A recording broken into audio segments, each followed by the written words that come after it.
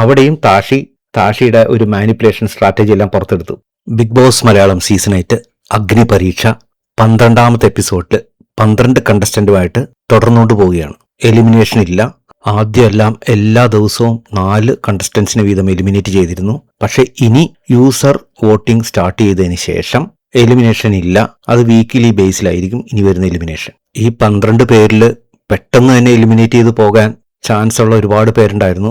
By luck ഇപ്പോഴും തുടരുന്നവരുണ്ട്. കുറച്ച് നല്ല ചാൻസ് ഒക്കെ ഉണ്ടായിരുന്ന ആളുകൾ നേരത്തെ തന്നെ എലിമിനേറ്റ് ആയി പോവുകയും ചെയ്തു.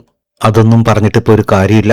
ഇനി വരുന്ന 12 പേരെ വളരെയധികം ടെസ്റ്റ് ചെയ്ത് അവരുടെ പല കാര്യങ്ങളും നിരീക്ഷിച്ച് എൻഷുർ ചെയ്ത് കൂട്ടത്തിൽ യൂസർ വോട്ടിങ്ങും കൂടി നോക്കിയതിന് ശേഷമേ ഇനി എലിമിനേഷൻ നടക്കൂ. ചുരുക്കം പറഞ്ഞാൽ സാധാരണ ബിഗ് ബോസ് സീസണിലുള്ളതുപോലെ ഡെയിലി ടാസ്ക് ഉണ്ടാവും. വീക്കിലി ടാസ്കിന് പകരം ഇവിടെ എല്ലാ ദിവസവും ഡെയിലി ടാസ്ക് മാത്രമേ ഉള്ളൂ.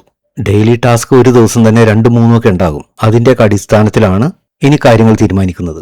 എല്ലാം ഒന്നിനൊന്നും മെച്ചപ്പെട്ട ടാസ്കുകളാണ് അവർക്ക് കൊടുക്കുന്നത്. പിന്നത്തെ ടാസ്ക് നോക്കിക്കഴിഞ്ഞു കഴിഞ്ഞാൽ വില്ലനും ഹീറോയും ഒരാളുടെ മൈൻഡിൽ ആരാണ് നിങ്ങളുടെ ഹീറോ അല്ലെങ്കിൽ ആരാണ് നിങ്ങളുടെ വില്ലൻ അവരെ സ്റ്റേജിലേക്ക് വിളിച്ചു നിർത്തിയിട്ട് അവർ നിൽക്കെ മുഖത്തോട് മുഖം നോക്കി അവരുടെ ക്വാളിറ്റീസ് പറയുക, എന്താണ് അവരുടെ ബാഡ് ക്വാളിറ്റീസ് എന്ന് പറഞ്ഞിട്ട് സ്വന്തം പോയിന്റുകൾ ജഡ്ജസിന് മുന്നിൽ സമർത്ഥിക്കുക.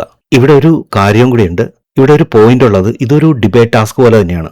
നമ്മൾ ഒരാളെ കുറിച്ച് കുറ്റം പറഞ്ഞു കഴിഞ്ഞാൽ അയാൾക്ക് തിരിച്ച് അങ്ങനെയല്ല, നിങ്ങളുടെ പെർസെപ്ഷനാണ്, നിങ്ങളുടെ തോന്നലാണ് എന്ന് പറഞ്ഞ് സ്ഥാപിക്കാനായിട്ട് അവർക്കും അവസരം കിട്ടും. ഇവിടെ ഏറ്റവും രസകരമായിട്ടുള്ള കാര്യം, ഇയാളാണ് എന്റെ ഹീറോ എന്ന് പറഞ്ഞ് ഒരു എക്സാമ്പിളാണ് ഞാൻ പറയുന്നത്. പൂജ കണ്ടുവച്ചത് താഷിയായിരുന്നു.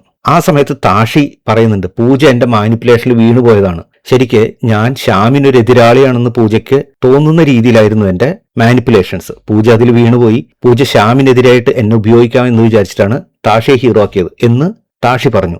ശരിക്കും പറഞ്ഞാൽ പൂജ അവിടെ ഒരു ഹീറോനെ ചൂസ് ചെയ്യാണ് ചെയ്തത്. അവിടെയും താഷിയുടെ ഒരു മാനിപ്പുലേഷൻ സ്ട്രാറ്റജി എല്ലാം പുറത്തെടുത്തു. പൂജ അവിടെ ശരിക്കും പറഞ്ഞാൽ പെട്ടുപോവുകയാണ് ഉണ്ടായത്. അതുപോലെ ഹീറോസും വില്ലനും എല്ലാം തിരിച്ചും മറിച്ചും എല്ലാം അവരവരുടെ അഭിപ്രായങ്ങൾ പറയുന്നത് കണ്ടു. വളരെ രസകരമായിരുന്നു ടാസ്ക്. നിങ്ങൾക്ക് ഇഷ്ടപ്പെടും തീർച്ച. നിങ്ങളുടെ അഭിപ്രായങ്ങളും നിർദ്ദേശങ്ങളും കമന്റായിട്ട് രേഖപ്പെടുത്തും. നമുക്ക് ഡിസ്കസ് ചെയ്യാം. പുതിയൊരു വീഡിയോ ആയിട്ട് നമുക്ക് വീണ്ടും കാണാം. Bye bye. Take care.